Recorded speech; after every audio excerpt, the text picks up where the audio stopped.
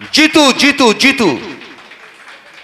আমার সঙ্গে আমি শ্রী শ্রী ভজহরি মান্না জিতু, আমি অনুভব জিতু।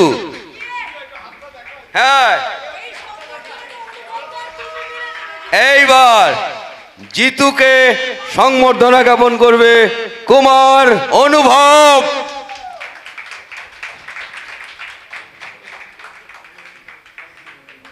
এরকম লুক দরকার আছে এখন, বর্তমান লুক যাত্রায়। কি কেষ্টদা? হ্যাঁ, লোকে দেখো, হ্যাঁ ঠিক আছে, চলো ভাই। এই জিনিস একদম ইয়াং জেনারেশন ঝাকাস। চলো জিতু, আমি শ্রী শ্রী ভজহরি মান্নাতে ওকে আমি যখন ডিরেকশন দিচ্ছিলাম তখন একটা গানের সঙ্গে নাচের ব্যাপার ছিল, খুব একটা কমেডি গান নাচ ছিল। সেটা করার পর আমাকে বলছে রিহার্সালের পরে যে আচ্ছা আমি যে এরকম করব, লোকে তো হাসবে দাদা, আমি কিরকম ছোট হয়ে যাব না, তুই এইটা কর, এইটার জন্য তোকে সারা শেষ অবধি, যাত্রার শেষ অবধি তোকে মনে রাখবে আর তোর কাছেই আসবে দেখবি লোকে। এবং বিশ্বাস করবেন না, ওর কাছে মানে যাত্রার শেষে ওর কিন্তু পাঠ খুব কম ছিল, কিন্তু যেটুকু জায়গা ছিল চেষ্টা করতো। ওকে অনেক মার ধর, হ্যাঁ চুলের মুঠি ধরা, মারতে গেছি ধরতে গেছি, কিন্তু ও সেটা খুব অ্যাকসেপ্ট করেছে। হ্যাঁ দাদা বলো না, আমি ঠিক করব ঠিক করব।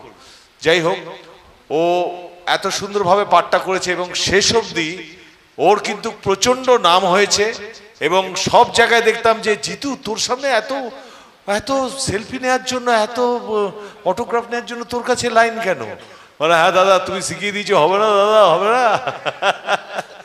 একটা কথাই বলবো, যারা নতুন এসছেন, কিছু পাওয়ার আগে যাত্রাতে আসলেই নতুনরা ভাবে নাম পাবো, এত সুন্দর পোস্টার পাবো, টাকা পাবো, ফেসিলিটি পাবো, কিন্তু কিছু পাওয়ার আগে না আজকে কিছু দেওয়ার চেষ্টা করবেন।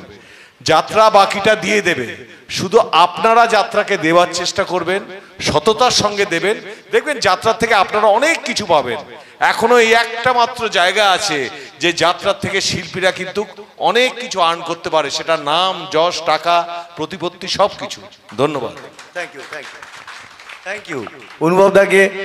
সত্যি আমি কি ভাষায় বলবো, আমার বলার কিছু নেই। অনুভব দা সত্যি একজন গুণীজন, এটুকুই বলতে। একদম একদম একদম, আমরা চুটিয়ে কাজ করেছিলাম আমি শ্রী শ্রী ভজহরি মান্না, আমাদের একদম মনে গেঁথে আছে। এবার আমি সংবর্ধনা